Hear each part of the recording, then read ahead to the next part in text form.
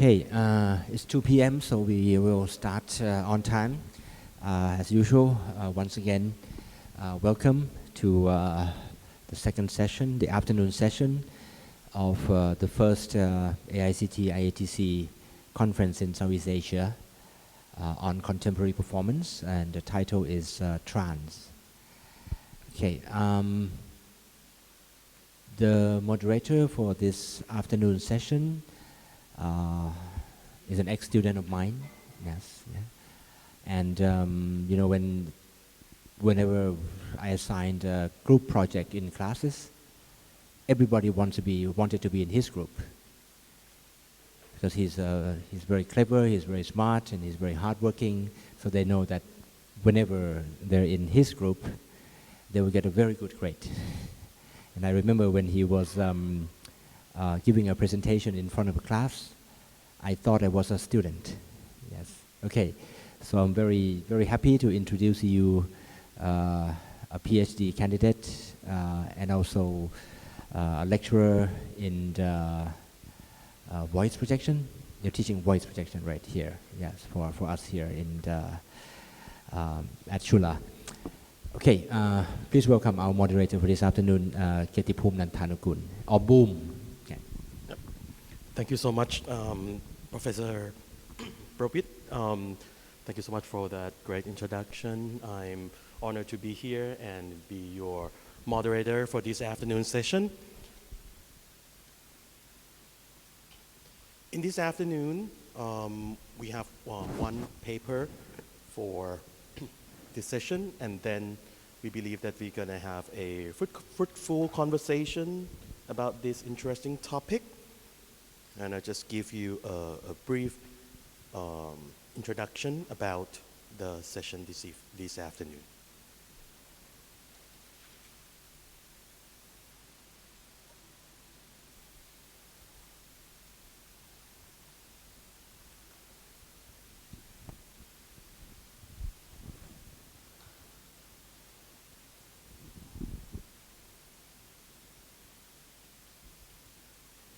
So this session is, the topic of this session is transformation and transtopia. And the paper that's going to present this afternoon by Enkreon Ang, the topic is Time Slip Drama as Transtopia, Queering History Through Unnatural Narratives in Contemporary Taiwanese Theater. And that's going to be your presenter this afternoon. Please. Okay. Good day, everyone. And thank you for being here. Today I would like to share with you how contemporary Taiwan theater employ the Thai's life narrative strategies to re-image and reconstruct the historical trauma, and particularly through the queer perspectives. And the title actually is the Time Slip of Transtopia. So I just show the two pictures in a slide.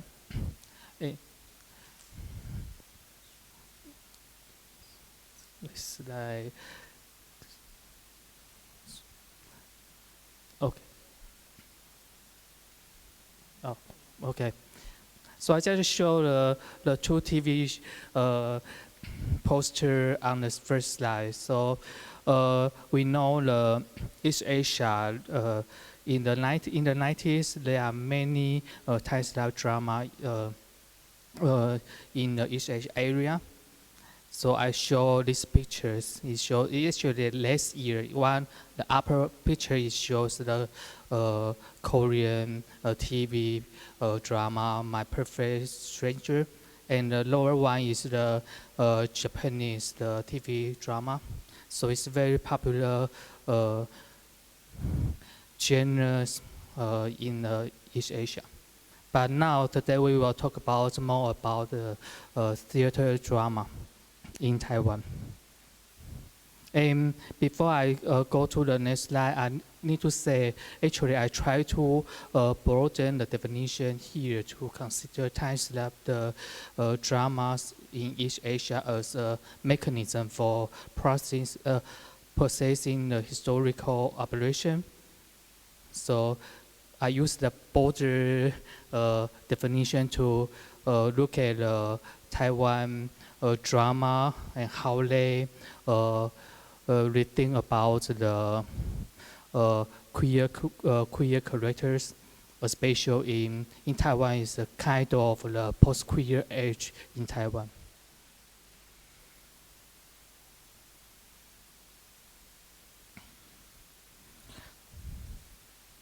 Oh, thank you.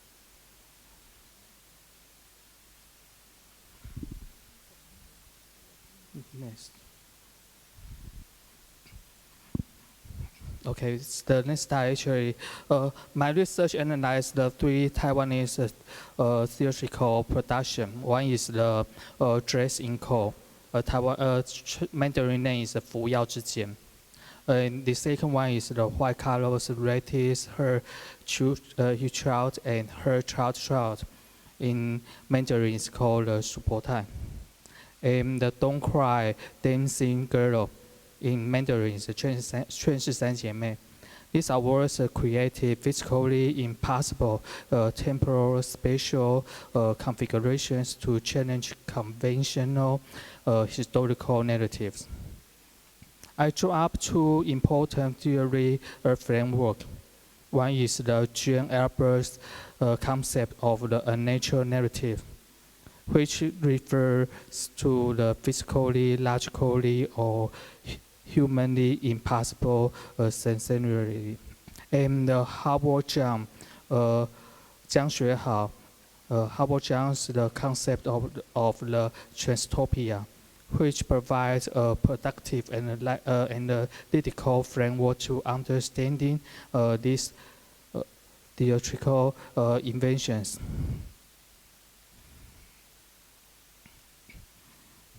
And let's first understand the concept of temporality politicus. The ways societies experiment, conceptualize, and utilize the history, and how they articulate the relationship between the past, present, and future, constitute what can be called temporality political of the theater. These regions are not static, but change over time, often transforming during periods of the crisis. In Taiwan's history, over 40 years of dictatorial rule created enormous psychological trauma and ruptures in historical narratives. These ruptures providing possibility for reconstruction. This production I study attempt to fill gaps in historical narrative and provide a new interpretive perspective.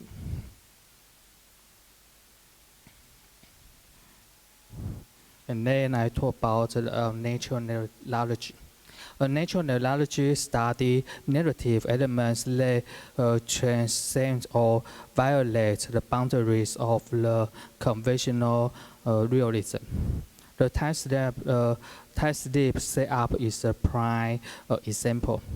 And actually, session one, the ghost is another one, a natural narratives. In such narratives, the queer characters violate the convention of the standard narrative forms, producing the definitions of the fundamental narrative elements.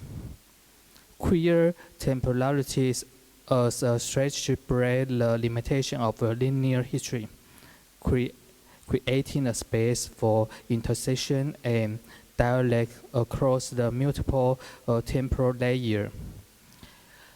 In contemporary Taiwanese theater, the queer characters are the mere characters of a gender struggle, but intervenes in a historical mechanism through what Holotext called presentism, playing the role of the impossible propagator of the historical narratives on stage. Dressing code spanned 3 eras.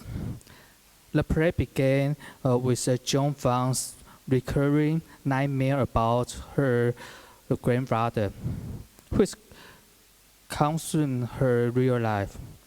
Through a nerve's suggestion, she writes her grandfather's entrusted dreams in a notebook, which lead to the main storyline of the martial law period in Taiwan. Zhong Fang's grandfather, Fang Zhen, a priest chief during the martial law, had power over life and death. However, the Fang Zhen had hidden cross-dressing habits and effeminate qualities, which connect to another storyline, tracing back to his previous life of a talented woman named Wu Chen, who dressed as a man to visit the brothels. On stage, stress in court employed multiple interweaving of male and female clothing, and female actors playing male roles. Costumes became a materials carrier connecting between time and space. Through the costumes transition and missing, time boundaries are broken, and the experiments from detailed errors are presented simultaneously.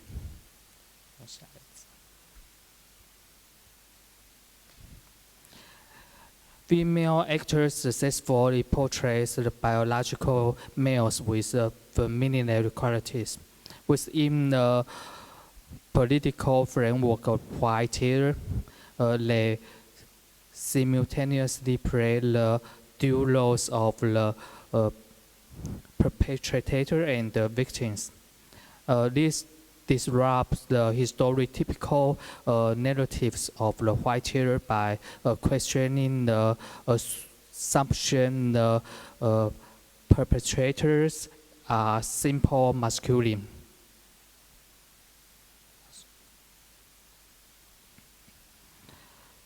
Okay. In the white theaters, the name of the lady actually is a nickname for the grand aunts, referring the wife or the grandfather's brother. The play used the feminine elders' illness and dying moment to bring family members together, linking the various identities and social challenges.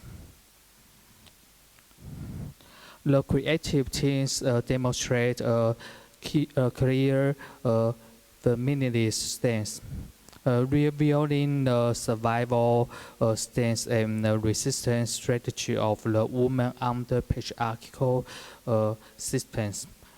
Through an in-depth exploring of the woman's experiments in Hakka family. Show the pictures. I show the 4 pictures actually, and this is immersive. The theater actually play the all drama in the afternoon and outside. Yeah. And the play combine the realistic family narratives with the surreal allegorical elements to create a poetic and critical theoretical language. While Carlos archives the disruption of existing historical system through revisiting time and use theoretical techniques to post time to display the characters' inner monologues. The play also inserts a lesbian character. Actually, a lesbian character is the granddaughter in the drama, and strengthen strengthening the race's intention to leave the patriarchal family to the death. This dramatic structure of the generational intersection and time flow break the limitation of the linear narratives, allow the experiments from the different eras to intertwine together. Audiences are guided to shuttle between the different temporal layers and experiencing the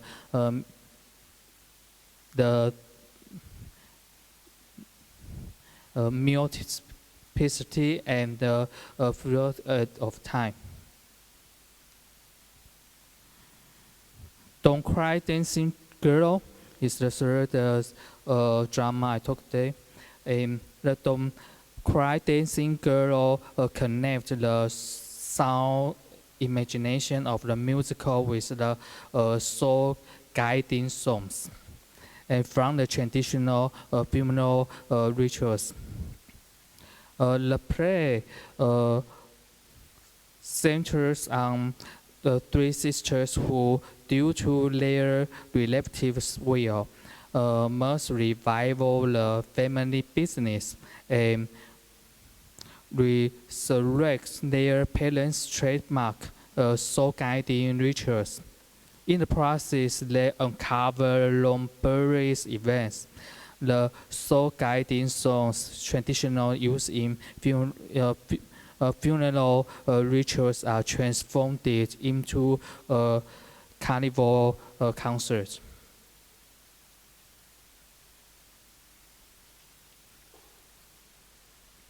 The innovation of the display lies in the contemporary transformation of the traditional ritual elements, the soul guiding songs, which original function of to same the degrees to work a good pace, are given new artistic forms and contemporary meanings. In this play, the youngest sister actually is a male impersonators who identify himself or herself, name himself as a female. Initially, the elder sister scoffs and her siblings dreams of their lives, screaming and gender transitioning. And seemingly embodying patriarchal attitudes. However, as they learn soul guiding ritual songs are for financial gain, the plot evolves into a social reconciliation for the sexual minorities. The relationship between the traditional rituals and the queer performance move from the conflict to the integration, symbolizing change attitude toward gender diversity in Taiwan society.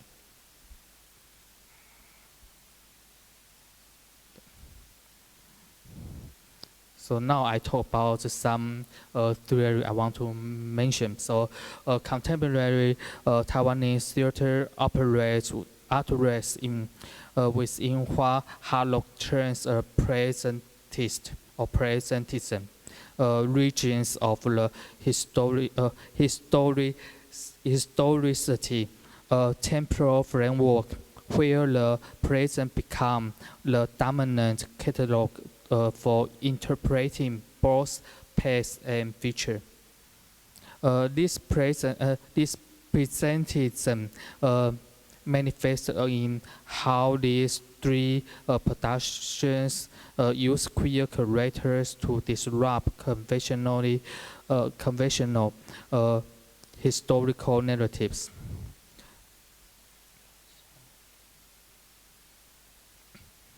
In Dress in Code, the cross-dressing police dress embodies the contemporary negotiation of the white terror narratives.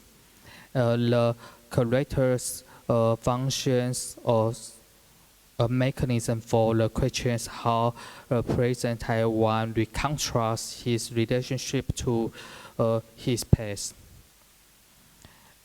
And why Carlos employs non-human presentation as a spatial present strategy. Maybe we can show the slide in the oven. So actually in the white Carlos operates the almost play as a non-human, a special for her granddaughter. Actually just white Carlos, just non-human. And you know, the non-human somehow is somehow as also a lesbian. You know, so it's very ironic.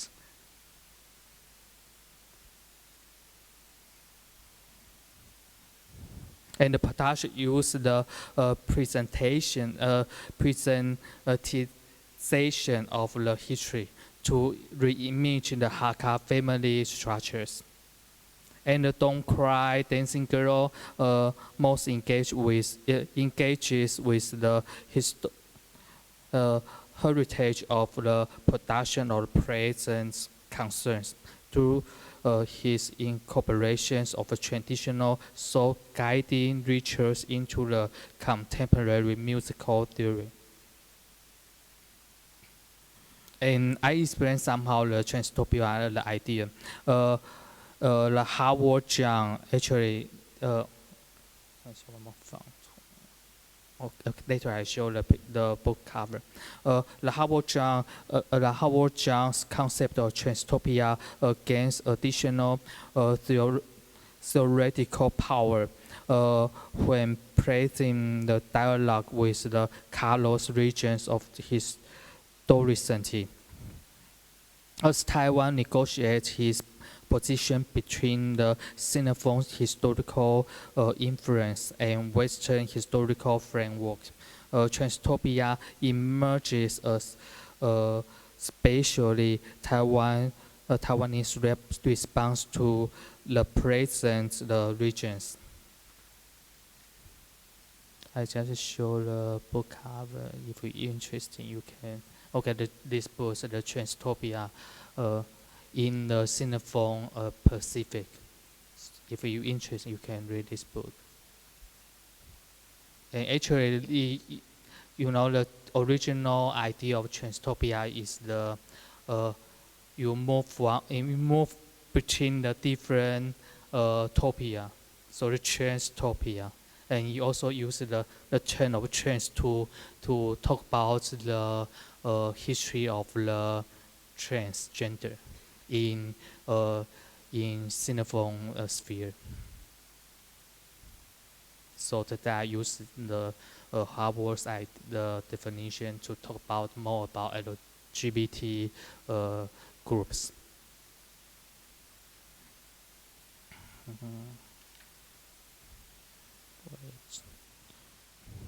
Okay.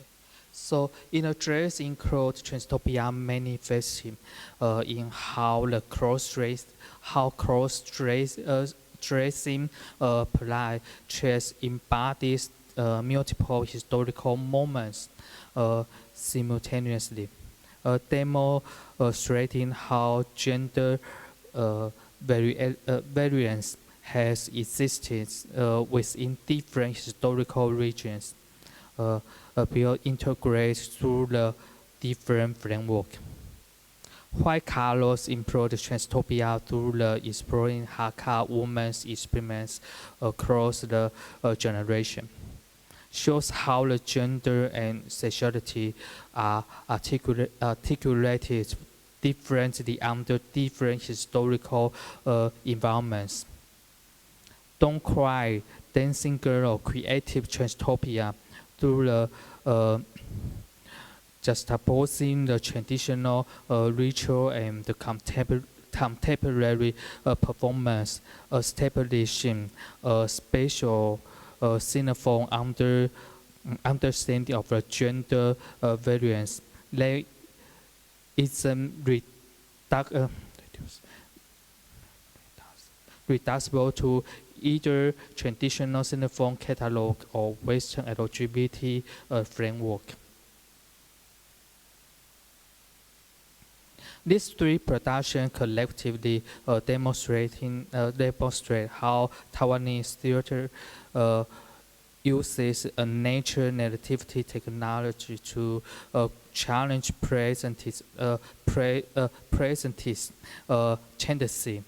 tendencies in historical understanding. They employ distant but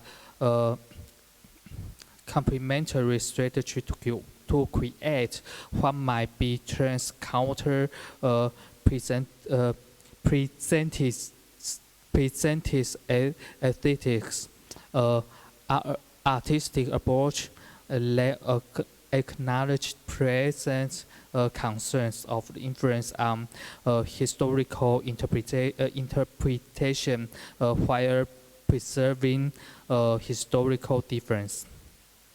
The productions share a common temporal strategy to disrupting linear chronologies through implemented differently. Address in code creates simultaneous existence across multiple time periods. And why Carlo employed temporal pose and non-human embodiments, and Don't Cry, Dancing Girl, just pose the ritual pace and performance present. A conclusion. Through analyzing these three works, my research revealed how queer characters function as a core mechanism of the nature narratives. These characters break physical and logical boundaries, challenging the basic narrative rules, and create narrative spaces requiring spatial interpretive framework. They are not mere plot participants, but destroyer and reconstructor of the narrative structures. Their existence embodies the core features of the natural narratives. In contemporary Taiwanese society, the innovation have the spatial significance.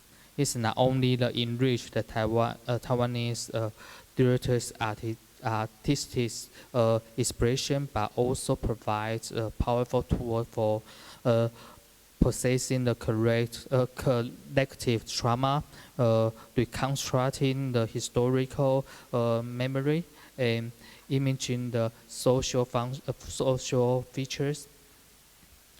Through the queer characters, nature narrative, the practice, contemporary Taiwanese theater response to local historical experiments and social realities, while contributing uniquely to global theater aesthetics, demonstrating how breaking the narrative conventions can create more diverse and inclusive artistic expression and also the social imagination. And thank you for your attention.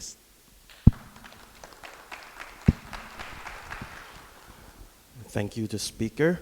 Thank you so much for bringing this very interesting topic to this conference, and I believe that we're going to have a very interesting conversation after this presentation.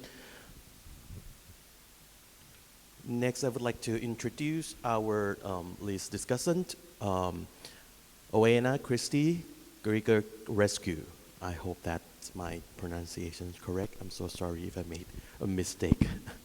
So Oena is an AICT and IATC Executive Committee member and the Director of Workshops, and she's going to join us via Zoom. Anyway, nice there. Can you see me? Hello? Yes, hello. Do you see me? Yes, yes. Hi. I'm Great. happy to Hello. give my word to all participants, and I'm happy that there are so many interesting um, papers on this conference. And I think this theme of trans is very actual, mainly because there are so many domain we can touch with this. I read for today conference few abstracts, and I think we have all something to understand and to think about it on this very actual thing. And congratulations to all organizers and to all participants for giving so many valuable ideas and so many effort on understanding and thinking on our art, on our performance and theater contribution to improve our world and our life. So I think we all see and go home with some new and refreshing idea on how to work and how to understand what is happening around us and reflecting it in arts. Thank you. Thank you so much. And moving forward, I think we can have a discussion on this topic and the paper that the presenter just presented, the time slip drama as a transtopia, queer history through unnatural narrative and contemporary Taiwanese theater. And if you do have any question, please feel free to ask. And also for those online via Zoom and our Facebook page, hello, we welcome your question. You can type in the chat or reach me. I'm trying to monitor everything like very trans in front of me right now. So, so let me just have a quick question about your interpretation of the example of the theater that the performances that you raised. I want to ask about the audience reception of those three performances.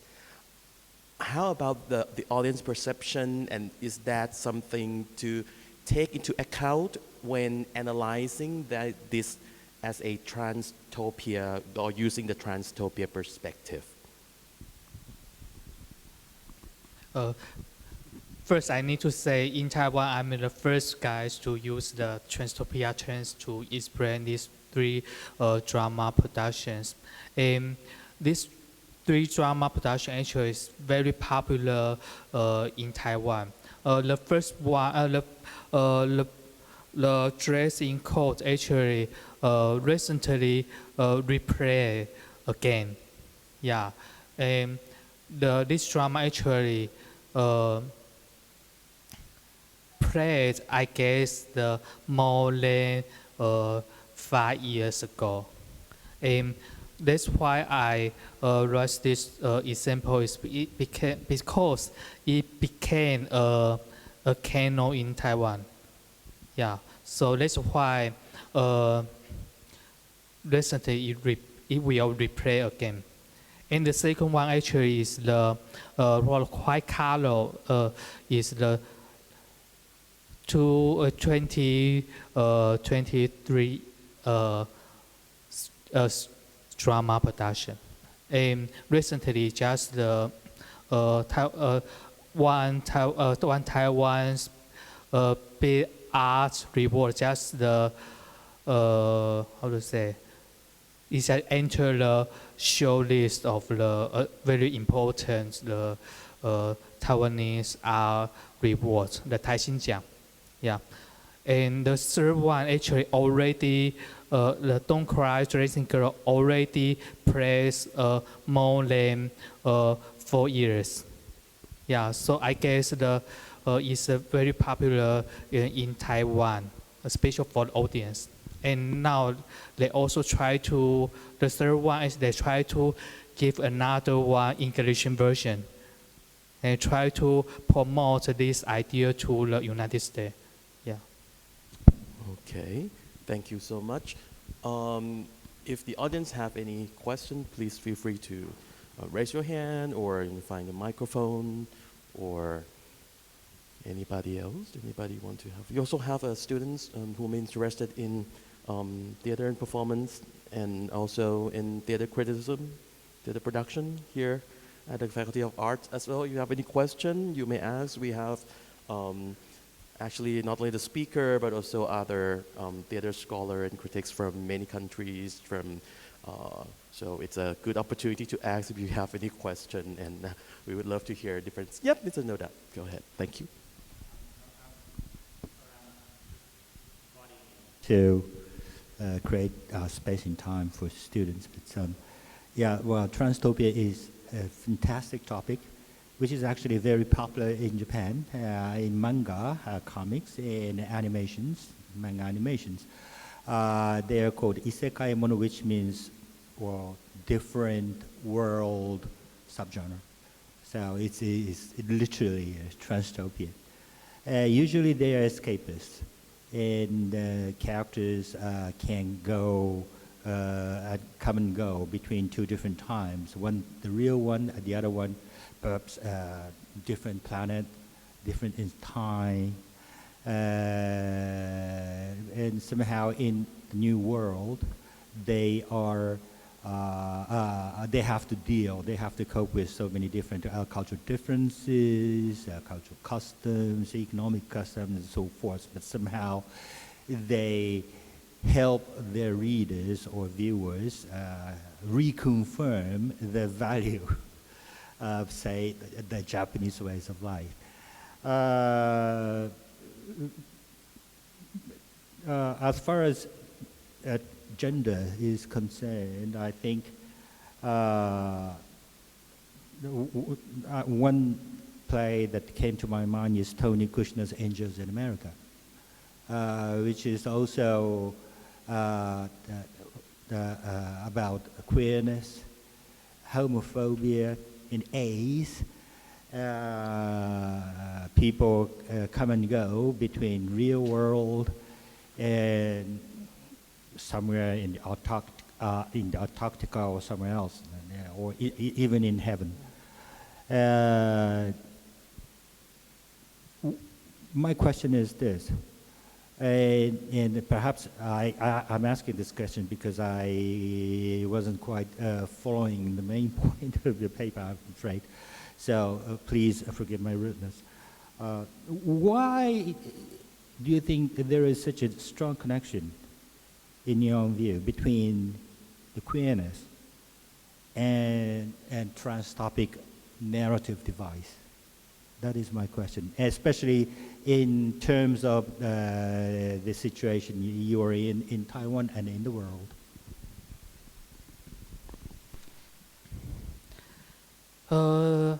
First, I can answer you with this topic. Actually, I try to answer what exactly the post-queer condition in Taiwan. So, like why you raise the angel in American Angel in United States. Actually, this is the production. Actually, it's not post-queer. Why is post-queer?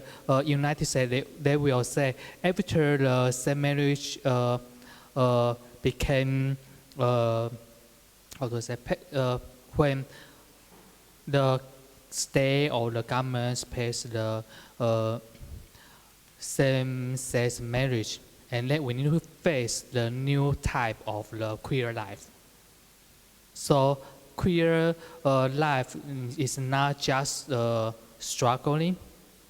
You need to face the you need to try to seek a new type of the happiness in your life if you are queer. And today, this street production, they didn't talk about the strategy of the queer life. And you will find sometimes they are not the main character. For example, the third one actually is supporting actors in the Don't Cry Dancing Girl. And so in this drama, they just try to tell people what is the becoming norm of the queer. Yeah, so it's not a Angel United States, so you know that actually is still a strategy, but these three drama production, they try to find a new life and try to negotiate between different generations. So reconciling the idea of the generations. Yeah. Thank you very much. Japan is quite behind in that respect because same-sex marriage is not legitimized yet, whereas in Taiwan it is now legitimized, perfectly legitimized.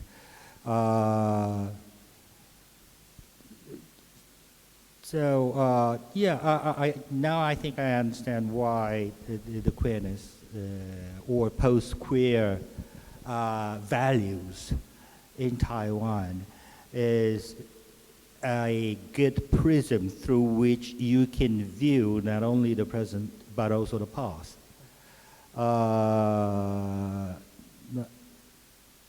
At the same time, so why do you think you have to come and go in between two different times or two different worlds?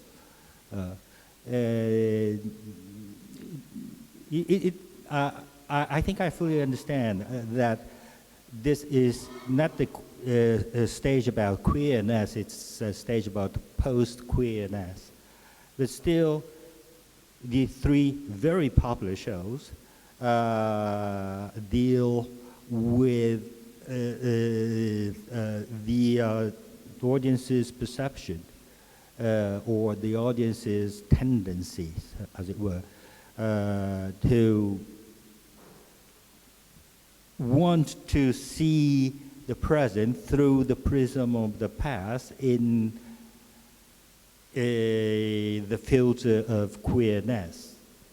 So that is the point of the question that I really want to ask. I don't think I didn't make myself clear in my last questioning. I think it's interesting because the in the Howard Jones' Transtopia, he tried to explain the transgender how evolved during a long time. Yeah, for example, in the early 20th century, we know the Mei Lan Fang. Yeah. But at that time, we will not directly to think about he is a transgender. Yeah. And during the Cold War, the tennis in Taiwan or tennis in Thailand, also called the Ren Yao in Taiwan, we just take them as the clothing dressing. We don't think they are transgender at that time. So Howard Jones tried to tell a long history of how binary discourse lead to us to think about the gender. So I use the Transtopia back to this three drama just tell us in the age of the post-queer, queer characters actually can do more. It breaks the binary discourse.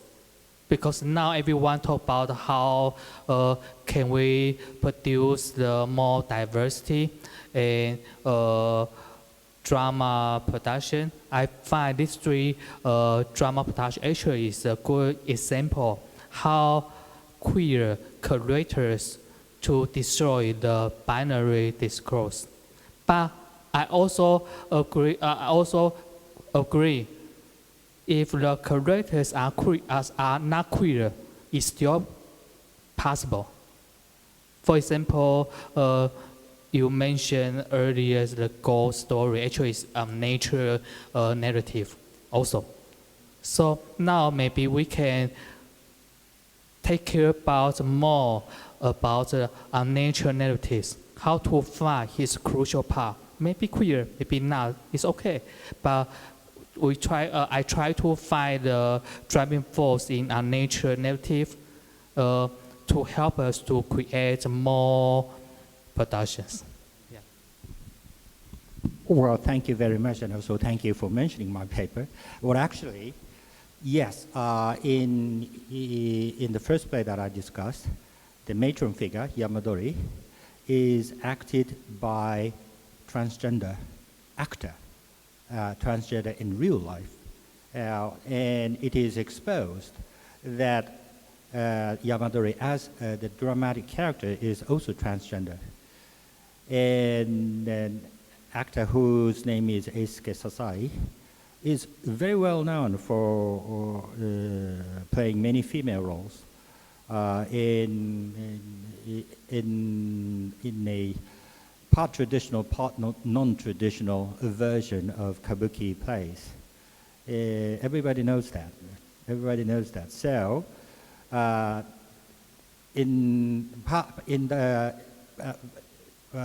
past the middle of the play, it is exposed to, it is revealed to the audience that this Yamadori, the matron figure, is actually transgender.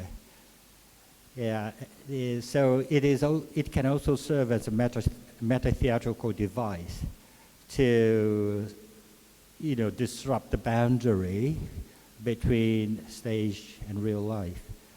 And then at the same time, we are made to understand that Yamadori's cottage in deep forest is a liminal space where two opposites can merge and blur. So yeah, now I see so many so many things resonating between the plays that I discussed and the plays that you discussed. Thank you very much. Very inspiring. Thank you so much for your question. Yep, please. Just one question. You use the word presentism. Can you differentiate that from representing? You underline the word presentism as a characteristic of kind of queer discourse.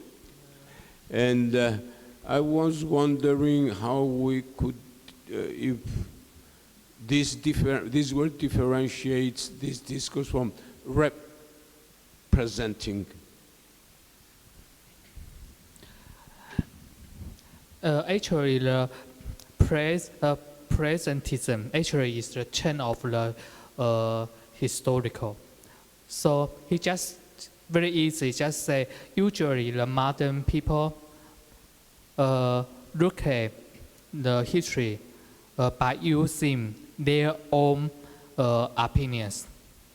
So if now I want to learn the historical events happens 400 years ago, we usually use our nowadays opinion to look at, to read it.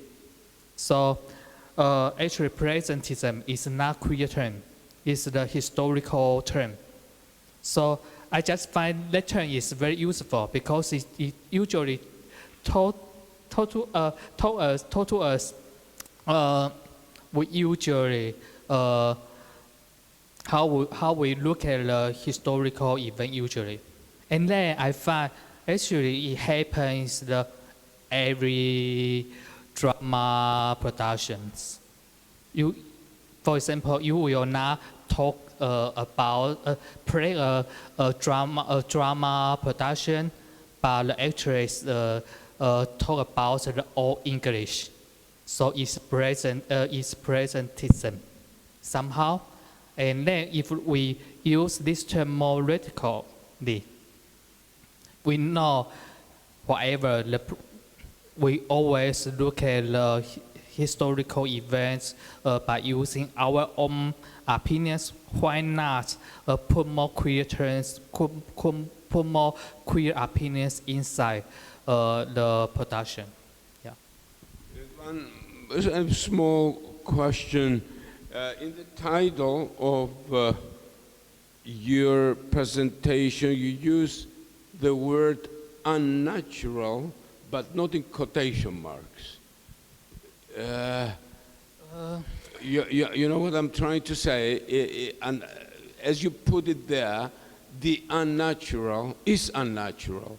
If you want to isolate it as something of special signification, probably quotation marks would underline that. Am I mistaken in my reading of your title? Because it's more professional terms, but because in the unnatural neurology is the very popular in the decades. The people try to find to tell people the unnaturative, the actually are surrounds of us. For example, the fairy tales is unnatural. The monsters are nature. The ghosts are non-nature. And when you go back to the maybe the cold world, the gay is unnatural, the queer is unnatural at that time. So if you look at the details, you will find in my paper I try to use the unnatural methodology to tell people, wow, if the queer drama nowadays, they usually talk to the past, but at that time they are unnatural. So they show the in between the situation to negotiate everything, especially the social ideologies. Yeah. Against natural reductionism. Against natural reductionism. That's what he means by the term natural. Yeah, but so women and men play. Yeah, can you repeat that again? I think men and women play different roles and should play different roles because men and women are women. It is natural reductionism, right? So, and I think he's using the word unnatural in the sense that queer people are natural. If the view that the statement the queer people are unnatural is a wrong way of using reductionism. Because it is natural reductionism, reducing everything to nature. It's not culturally constructed, it is constructed by nature. If you use that logic, then it's natural reductionism. So I think what he means by unnatural, the term unnatural, is that those plays that he discussed are against natural reductionism, which inevitably leads to discriminating queer people. Am I correct in this understanding? Somehow, because actually maybe 1 month ago I just read one book. It's called The Unnatural Neurology. I think the common is interesting, so I use that theory to explain queer more. But in his book, he just taught to people take care about unnatural in narratives, because in the many scripts you always will find logically terms of things in scripts. For example, you almost cannot find a ghost in real life. You cannot find a monster in real life. And then you need to try to explain those things. And then it actually is very usually happen in the literature, the scripts. We just ignore. It's gone narrow in literary. Yeah.